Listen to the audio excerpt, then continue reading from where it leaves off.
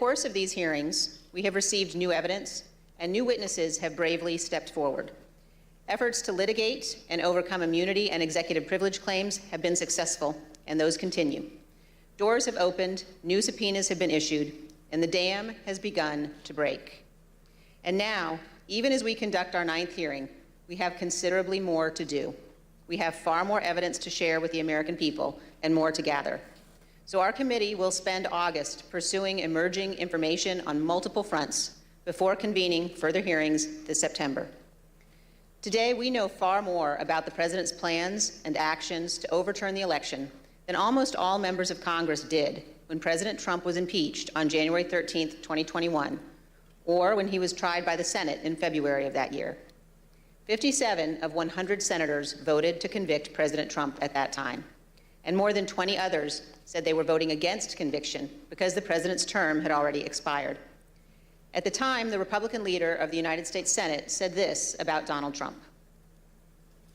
A mob was assaulting the Capitol in his name.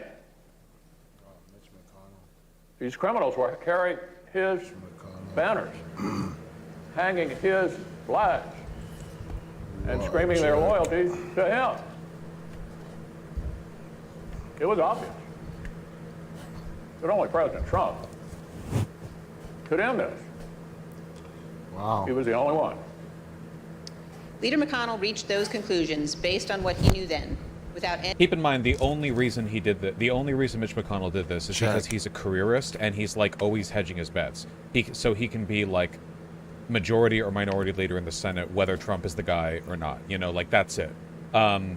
Because remember what happened with the first impeachment against Donald Trump? Like all the Republicans were like, yeah, we're going to vote against him even before the hearing, like before any evidence, like it doesn't matter, like we're voting against him just on principle. And McConnell was right along with them. So yeah, McConnell will never meaningfully oppose Republican power, no matter how far they go. This was just like yeah, it doesn't matter either way type of deal. He would have backed Trump. Much more detailed evidence you will see today. Lawlessness and violence began at the Capitol on January 6, 2020. Why does he care about getting power if he doesn't care about his beliefs? Because power is his belief.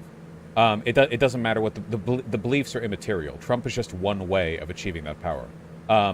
The power is the point for Republicans. That's why they're more politically effective than Democrats.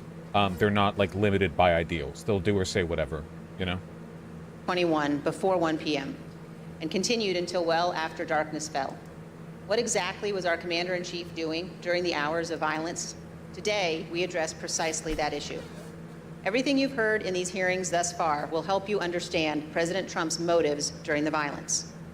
You already know Donald Trump's goal: to halt or delay Congress's official proceedings to count certified electoral votes. You know that Donald Trump tried to pressure his vice president to illegally reject votes and delay the proceedings. You know he tried to convince state officials and state legislators to flip their electoral votes from Biden to Trump. And you know Donald Trump tried to corrupt our Department of Justice to aid his scheme. But by January 6th, none of that had worked. Only one thing was succeeding on the afternoon of January 6th. Only one thing was achieving President Trump's goal. The angry, armed mob President Trump sent to the Capitol broke through security, invaded the Capitol, and forced the vote counting to stop. That mob was violent and destructive, and many came armed. As you will hear, Secret Service agents protecting the vice president were exceptionally concerned about his safety and their own.